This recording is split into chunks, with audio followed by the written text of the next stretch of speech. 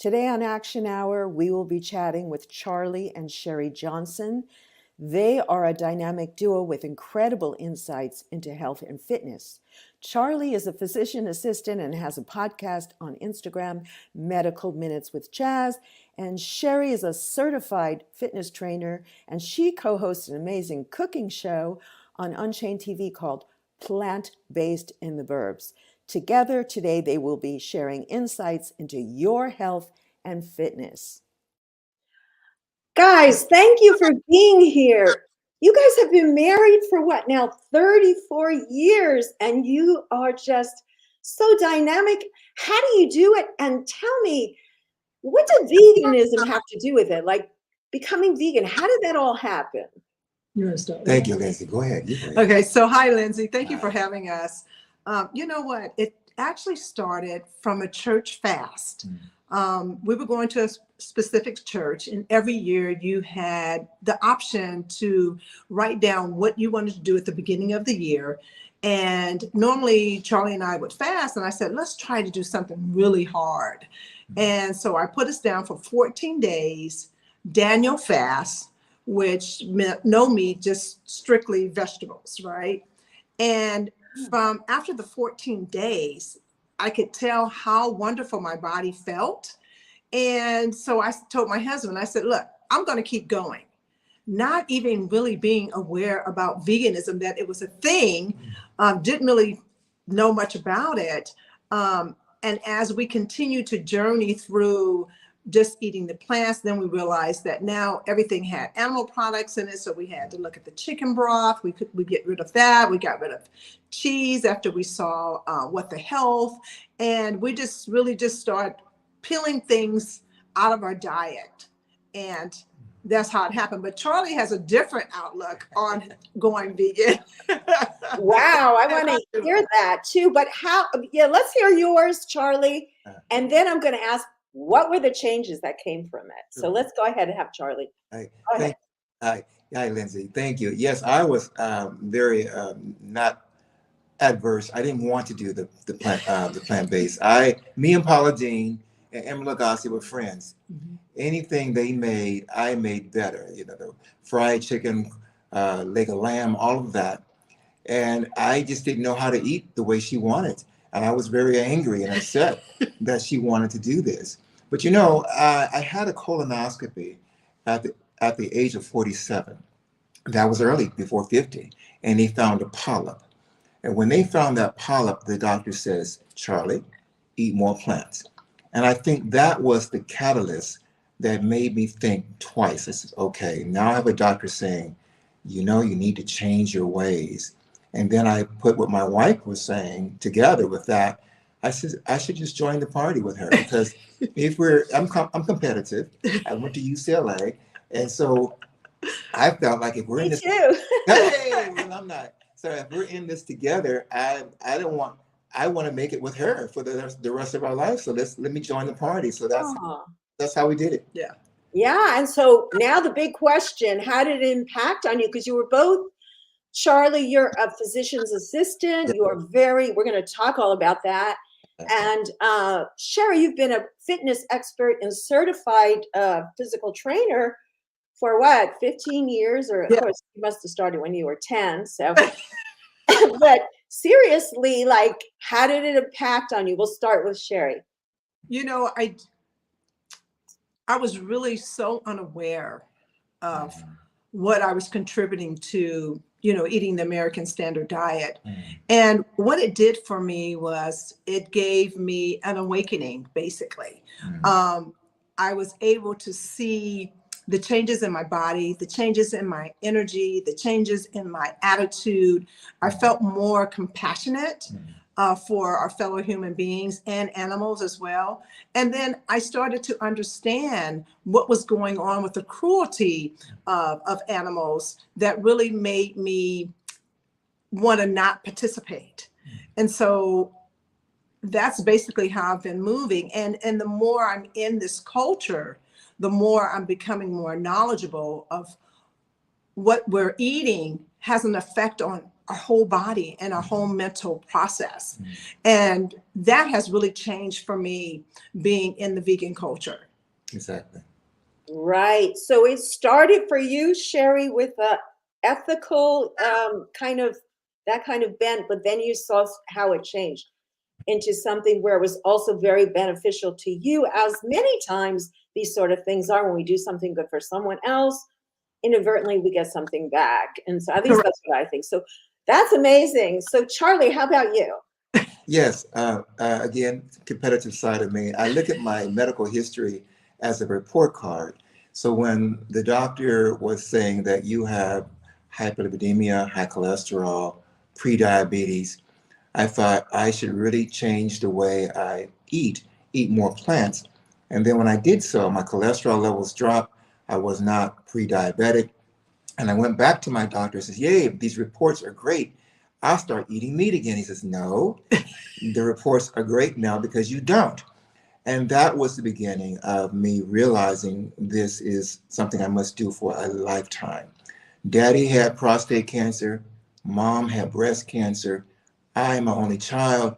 So I figure if I have these genes in me, I don't need to wake them up. So that's what really made me stick to it. Right. That's really interesting. Can you tell us a little bit more about like the changeover, the food? Like I know it happens for both men and women, but it just seemed to be, I have to say, a little bit more of a guy thing, perhaps not. But they Yeah. talk more about the food, the meat. I think it's ingrained in their head that it makes them like manly. And so, how did you each cope with that? I'm assuming there was that issue, but go ahead. Sherry, maybe you go ahead and Yeah, start. when we first started, we have 2 sons. And so at that time, I was cooking 2 different meals, right? Because for my kids. But really, what spawned us to go vegan was really my youngest son. He decided that he was just going to drop all animal products out. And I kept thinking, are you really going to do that? And so when he did that, that was part of another inspiration that helped us on our journey. And so I was cooking 2 different meals. And eventually I end up cooking the meal for everyone. So I got to the point where everyone in the house had to eat vegan.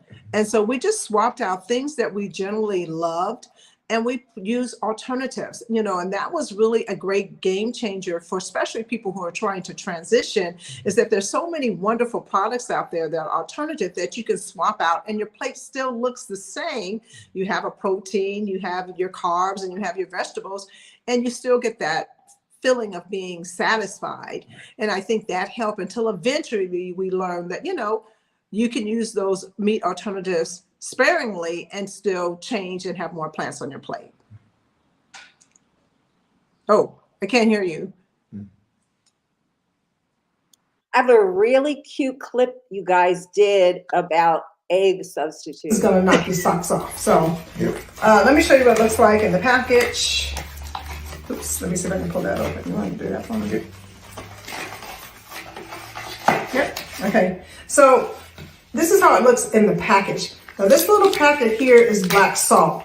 Black salt is something that I keep in my kitchen anyway because I use it on my tofu scrambles because it gives you that sulfury smell of making scrambled eggs. Okay, so this is what it looks like. It's crazy.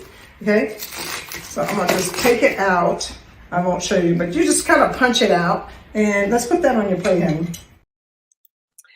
I love that. And of course, that kind of sends me into the next subject with you. You do 2 shows. One of them is Plant-Based in the Burbs with Paige Parsons Roach, one of our Unchained TV contributors, and also, fellow reporters, amazing gal. Yeah. And you also do Let's Chat. So I wanted to show a couple more clips of you in action here. And we can talk through it. And I also want to talk about your line. So here we go with one of you in action.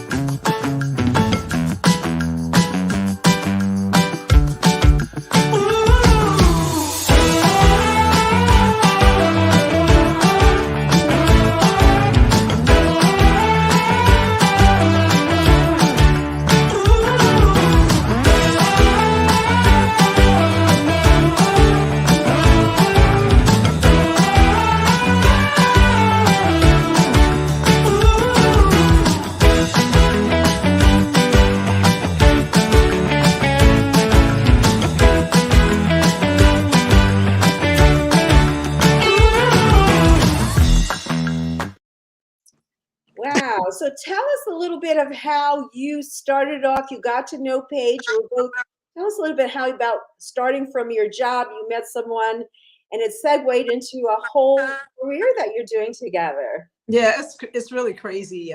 Paige and I worked at an all-women's gym.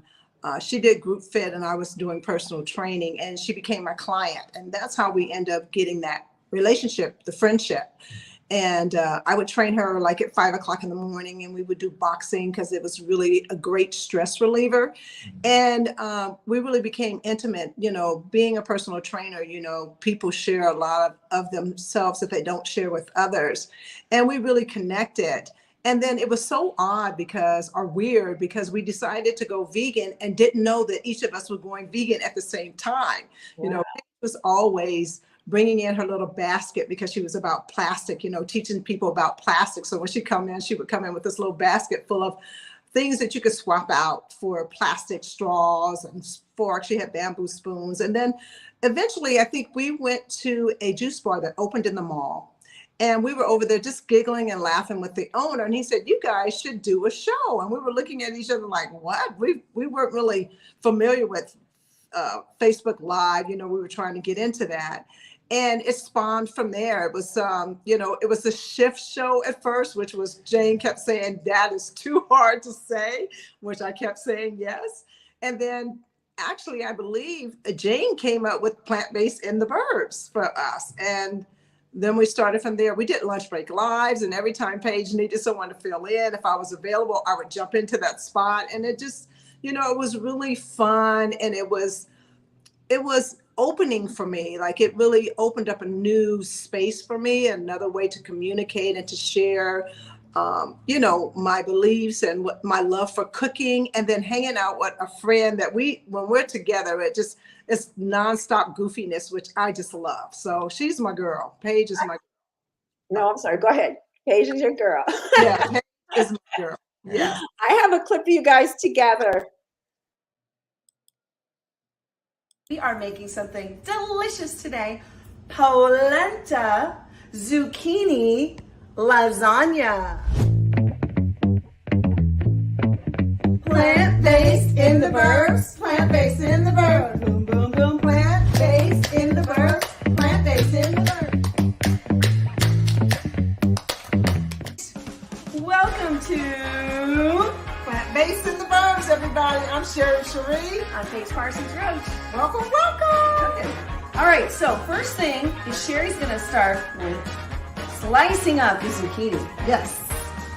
So I'm just going to go ahead. I'm going to take half of it. We do have some already started. So I just want to give you an idea of what it looks like. So we're going to go ahead and slice across. It's very important. They're thin. Okay. So when you bite into them, they cook really easily. Oh, that's a great tip. Yes. The next thing we're going to do is work with polenta. This is the Ancient Harvest, traditional Italian. This is cornmeal, but we're going to slice it into circles. So we're going to take this off like so. Woo! And now you've got your loaf. I call it a polenta loaf. And usually for a family of 4, we use about half. Now we're gonna cook these up. So we're gonna layer them onto the cookie sheet with some parchment paper. But you could also, if you want, you could put them in a skillet. Why not? Oh, that looks good. Cut it straight down. Yeah. So what are you cutting it? Like I'm in cutting squares? in the squares. Okay. So do I just shovel it scoop it down out. here? Yep, there you go. And then put it on the plate. It's ready. And then if we want to add that little basil top to it, just for that nice little bite there. There we go. Wow, that looks so good. And What was your favorite recipe? Or tell us, I think the one I saw about the salmon. But you tell us, what was your favorite and what did you learn so far doing that show, Sherry? Well, you know what? I think it opened up my repertoire of recipes, because every time we did a show, we had to think of something, you know, unique, something easy to do, something different. And just, by the way, the polenta lasagna was amazing. It was really delicious. I think it just gave me I want to say, like, more experience cooking. I've always loved to cook. I cooked with my grandmother growing up all the time. And so changing everything to vegan, was a new exploration, right? So a new discovery. And so I would scroll on Instagram and see amazing chefs cooking items. And then when I saw the salmon, because I used to love to eat that, I'm like, okay, I got to do that. I got to try that. And so that's what really inspires me. I see other vegan chefs, amazing products that they make, and I want to do it too. So the salmon was really great. I love the fried oyster mushrooms. That was one of my favorites. It's remnants of chicken, fried chicken. So I always love that. So it's just so many. I know it's hard to choose. We're going to get back to you in a moment, but I want to ask Charlie a little bit. Actually, I want to play a clip of him in action on his podcast. So please join Chaz, Medical Minutes with Chaz. This is a platform that I want to have to give to everyone to see what physicians are doing in different departments and different specialties, but also give you answers and questions so you can take it back to your providers and see how they can help you. Prostate biopsies in urology, from kidney stones, Peyronie's disease, erectile dysfunction, all these things that I see on a daily basis. Dr. Morazada has been a person that I have been following for a while, and he's been gracious enough to come on to talk about his practice. That really touched a nerve for me, because there are several men in my family that are over 45. And is that about the age when men start to experience some of the things that happen to them as they go into not what is menopause, but the male version of that, Charlie? Well, yes, it seemed as though it's in the 40s, and now I think it's even happening to the men in their 30s because of the diets that we're subjected to. More meat. These restaurants, put more pastrami, burgers, chicken, meat. And then when they end up with high cholesterol and diabetes, those are the things that will prevent them from performing with their partners. And then they come in for the Viagras or Cialis, and then they don't know why this is happening, but it's really diet related over time because it's clogging up the arteries that will help them perform. And we're just not in the medical, we're not really emphasizing that. So what I started doing for my video appointments or even appointments face to face, I would play a portion of the Game Changer video. The doctors talking about how plants are the best way to prevent heart disease and diabetes. And then they would see these role models and think, you know what, I should pay attention. And I think that has been very helpful. But yes, you're right. It's these men are getting it in their 40s, but now in their 30s. Wow, that is really shocking. I had no idea. And it has such an impact on not only their lives, but their health. I mean, the relationships, everything. And I'm so happy to hear that you're doing a show that educates not just men, but women also about their health. One of the things that bothers me as a consumer of having doctors now, it has changed since the HMOs. And I think the physician assistant is so important. What are some of the things that you see that you think people should be aware of? Also, like, what should people be asking? What questions? Because sometimes you get a little bit of a snobby response from the doctor. Go ahead. I'd love to hear about this. Yes, thank you for saying that. I believe my mother used to go to the doctor with her medical books that she would get, and she would say, "Oh, don't give me that medication because it's going to cause this to happen." And they would look at her like, "How dare you tell us what to do?" But she was really in tune with her body. And I want patients to be in tune with their bodies. We giving you a drug for a disease, but we're not really working with the root cause of that disease. So I believe that food is the root cause, or how we live and how we not exercise is the root cause that causes the disease process, that causes one to have to be on high blood pressure medication, cholesterol medications, diabetes medications. And then when you're on those medications need to have side effects. So ask the doctor, okay, do I need this medication? Can I work on my diet first, sir or ma'am? And can we work together instead of, giving me this drug? And this is why I started the Medical Minutes with Chaz, was because during the pandemics, patients weren't going to the doctor. Things were happening. Cancer was out of control. Cancer was being diagnosed in late stages. So let's just bring the professionals to the masses. And I was blessed enough to have some doctors to be grateful to come on and speak about what they do, vascular doctors, GI doctors, cardiologists from the practice, to give the masses their views on health. And I wanted them to tell the masses what they do and maybe give people the tools to go back to their doctors once they knew, what to ask. And also to build that trust back with people and doctors, because there are a lot of very, very good doctors. But as you said, I think you explained it so well. I want to move on because I don't want to run out of time. And I'm going to give you guys some time at the end for anything we didn't cover. But I love to show a couple of these little videos. So I'm going to run.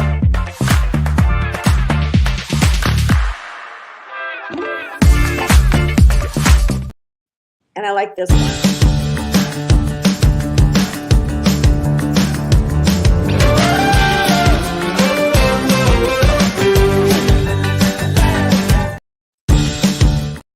Oops, sorry. And that brings us to our next question. Why, Sherry, why is it so important to exercise? And how do you guys integrate that? It looks like you use it kind of to spice up your life a little bit, after several years of marriage. So can you give us some of your secrets on that?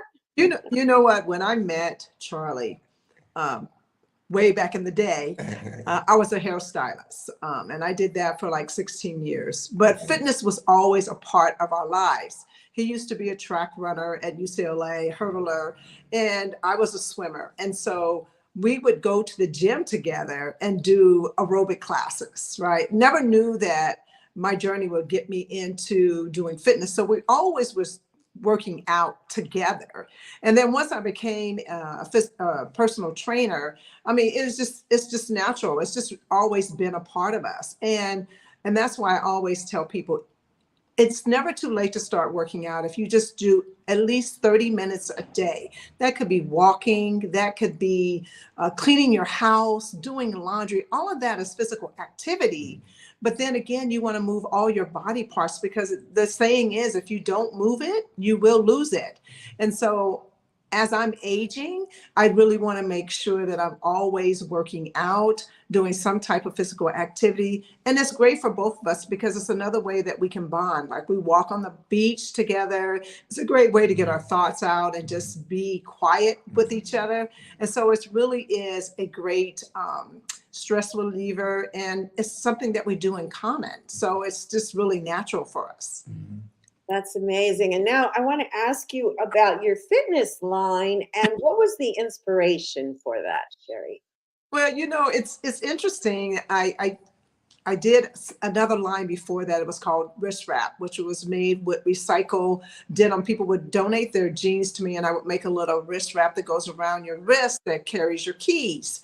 And then we use people's old jeans to do that. And I was having difficulty getting that produced because it was such a small item. But I had on my list to move from that to workout wear. And what really inspired me about the name is called W29, because it was named after my mother, Wanda, who died of an aneurysm at the age of 29.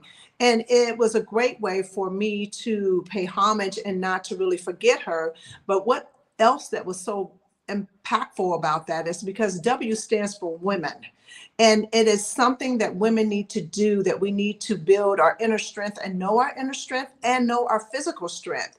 And so that's what gives me the I guess, the drive to continue to bring this brand forth, because it also starts with the women. And it's also something, you know, like when someone passes away, you always want to keep a little something of theirs, like your mother may have a purse, or your mother may have a jacket that you may keep, or some loved one, you want to keep something of theirs. With her being so young, I didn't really have anything. So W29 is that. That is my reminder of her. That is my piece of her that I want to share with others. And the workout line is amazing. It's made right here in Los Angeles. I design everything. I pick every element of that product. And it's also produced in a woman's own factory. So it's an amazing product. It's just getting it out there and getting people to try it on. I think they would just absolutely love it.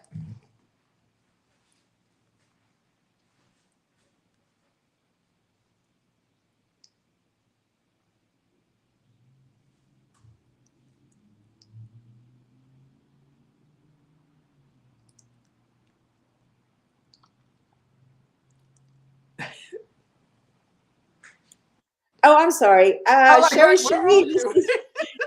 this is the little banner. I'm having to quiet myself because of my canine friends. But anyway, Okay, back to no the problem. show. That's why, you know, we love animals here. So, Yes, we do. folks, we do. So, Charlie, is there anything else you can tell us overall about how the vegan diet, from a health standpoint, affects not only men but women's lives?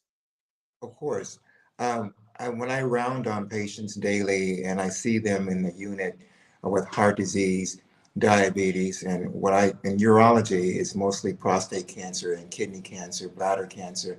And so when I see them recuperating and when they are getting their meals brought to them after a heart procedure or surgery, and I see bacon and eggs, I cringe. And I'm thinking, that's oxymoron. Why are we giving them some stuff that caused this cardiac event in the first place? And so I've been trying to find out ways if these hospitals can give us plant-based options on the menu for the vegans. When I had a medical issue, my wife had to bring me food from home because they didn't understand the difference between vegetarian and vegan. They brought me a vegetarian meal and they still had eggs, or they still had Jello, it had bone char. So I think the medical industry needs to change over time. And that's one of the ways that I think we can try to at least change the meals for patients in hospital settings.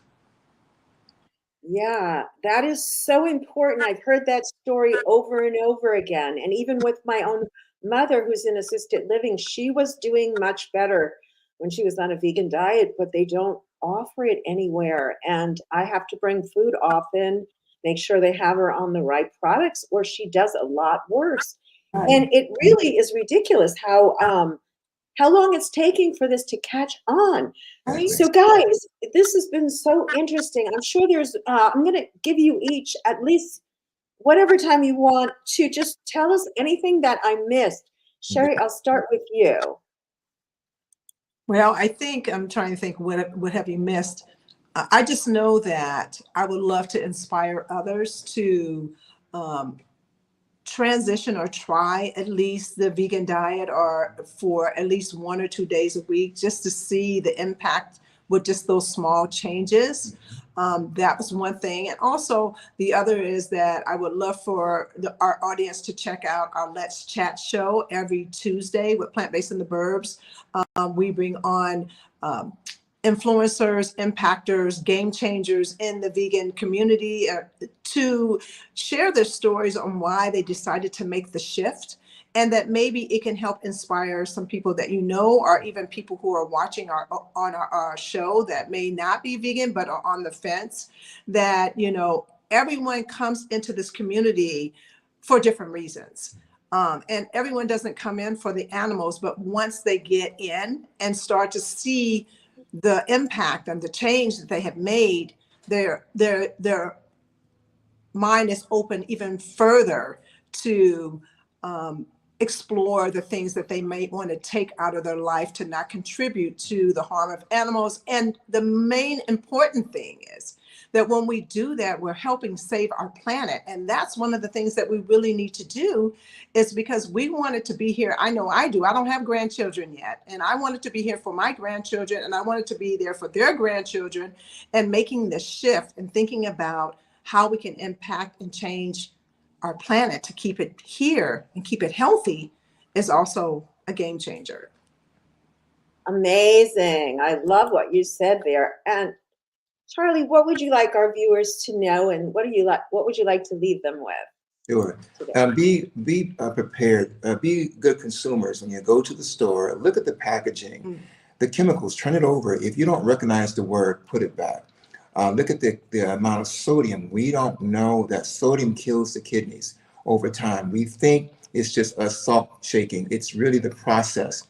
And for the wives who shop for their men, the casein in dairy products, that's a known risk factor for prostate cancer development. So try to think about more of a plant-based lifestyle to prevent, for both women and men, heart disease, diabetes, cancer risk. And for the smokers out there, people who smoke are more at risk for bladder cancer. Wow. Nicotine causes bladder cancer. Nicotine causes bladder cancer. So please see your doctors, get a urine test, make sure you don't have any hematuria, blood in the urine. Men, get your PSAs to make sure your prostates are in good health. And women, get your lipid levels and diabetes levels. And in mammograms, we're seeing this women getting breast cancer at younger ages. Be proactive. Remember, we in medical staff, we work for you. Tell us what you need and we will help you. Wow, that has been so enlightening and informative. And I'm so glad you guys came on today. And I hope that everyone will take advantage of following up with you. And I'm having a little feedback here. But anyway, guys, thanks so much for being on. Everyone watching, thanks for watching. Come back again. Remember to share this out. And we'll see you next time. Bye-bye. Bye. Thanks, Lindsay. Thank you.